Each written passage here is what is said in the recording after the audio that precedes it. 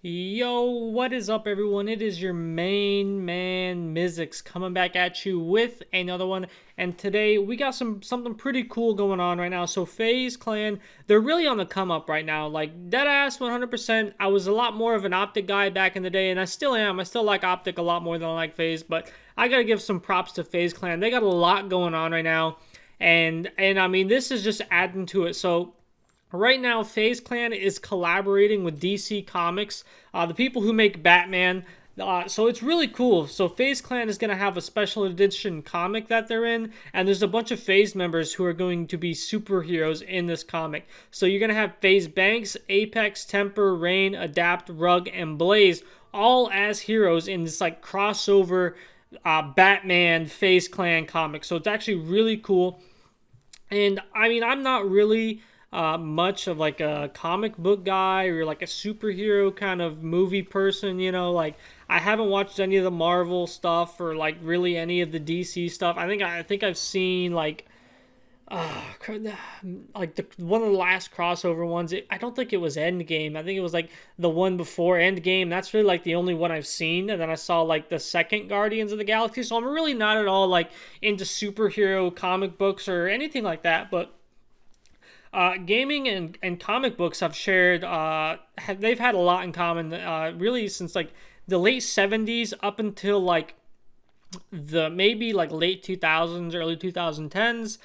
Gaming and comic books they really had a lot in common because a lot of the culture between the two, it was really not viewed as something that like normal adults did. It was really just things that were like if you were a gaming adult, or if you like were into comic books, like you were like a mega nerd, like no cap, no, no joking at all. You were just a straight up like a loser. Basically, people would think that you're like a loser if you're into comic books or like if you're into gaming up until like the late 2000s, early 2010s. And like in the last decade, both comic books and gaming have really taken off. They've really stepped into like the mainstream. Like I remember like being like in high school. I mean, not even that long ago. Like I graduated in 2016, and I remember like growing up, you were like at the weird kid table. I was like at the weird kid table because I was really into like competitive Call of Duty. I remember I was just I was into other games too, but I mean, competitive Call of Duty was like my main thing, and we would like rag on each other for being nerds, and we were still playing Call of Duty, which is like a very mainstream game. But now gaming's something cool. It's changed, and the same thing with comic books around the same time period too. Like in the last decade, and especially in the last couple of years, both gaming and comic books have exploded in the last few years, and now it's just something that everyone does, and yeah, I mean, really, not just because the culture has shifted, but mostly because gaming and comic books have just gotten so cool that people can't ignore it anymore. I mean, they can't hate on it anymore because of how cool it is, right? A lot of cool technologies have been developed for gaming, and I think really what it is movies have taken off about comic book universes, whereas the comic books themselves were less accessible. People would have to read them. But anyway, this is something that's just really cool that FaZe Clan has been able to accomplish. I don't think I've seen anything even close to this, right? I mean, I've been following gaming very closely for like the last 10 years, and I don't think I've seen anything like this at all. So it's just something super cool to see when an organization like FaZe Clan is able to pull off something like working with DC. DC is a huge company, and to see them cross over.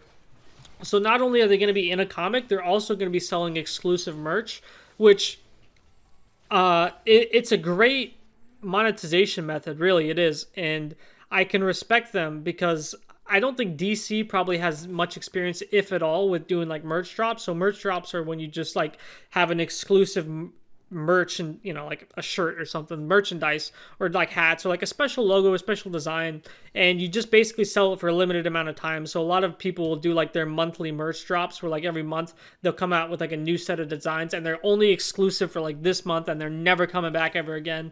And scarcity really sells. So I think it's really cool that they're doing this, because I don't think it's ever coming back ever again. Well, at least these specific designs, right? So I mean, that's probably what DC has to gain from it, because FaZe Clan has a huge audience. They sell a lot of merchandise. I think that's probably where they make most of their money, really, is their merchandise. So I imagine when they do this crossover thing with DC, it's really going to sell a lot of merchandise, make a lot of money, which is really what I think the cool part is. I think they're coming up with a new way to make money, basically, for these organizations that are big, and they're able to draw in a lot of fans to buy a lot of merchandise in a very short amount of time. So I think it's a really good way to raise money if you do it right. So if you just do this every month, if you just do a new collaboration, I can't imagine that you're going to sell the same amount, right? But like, say you're kind of strapped for cash, right? So it's about, so it's September, so we're getting to the end of the year, right? So I imagine they're probably strapped for cash because there's going to be some holiday shopping. People like to spend a lot of money around the holidays, so people are probably going to start saving like now for Christmas, right? So FaZe Clan needs to make a bunch of money now to make merchandise, basically. Or whoever company could do it. So I think it's just a new way to make money, that it's not like a cash grab either. Like, it's something that is actually legitimately cool. It's not like they're just trying to, it's not like game developers where they'll sell you half a game and then sell you the last half for $20 later on, right? Like, this is something that they're creating value. It's very unique. It's just super cool. And I keep saying it's super cool, and I'm not like a super big fan of either of them, but I just want to stress this. I think what it really is they've kind of developed a new way, or at least they're most of the way there to develop in a new way to make money, because obviously you can have merch drops, but like nothing makes them special, like if I just come out with a new design and I'm like, hey, it's the Miz merch drop of May or whatever, there's no exclusivity to that. There's no like unique thing going on like, oh, May is the month of Miz or something, right? It's just that I've decided I'm not going to do something, right? If I just come out with like a rare design, I'm like, look, I'm only going to sell it for the month of May. After that, it's going away forever. Then, I'm not really, there's no scarcity in that. It's just like all completely made up scarcity, that kind of thing. But this is like actually exclusive. There's actually rarity to it. It's not like they're just one company doing something. They're two companies working together, having a one-time event. So I think it's something that's really cool. Maybe we'll see it again, because I think it's funny. They're working with DC, and they got that hidden optic project that they haven't told anyone about. They just revealed the logo for. So I think FaZe has a lot of things going for it. They've had some growing pains in the last couple of years. They had a new CEO take over.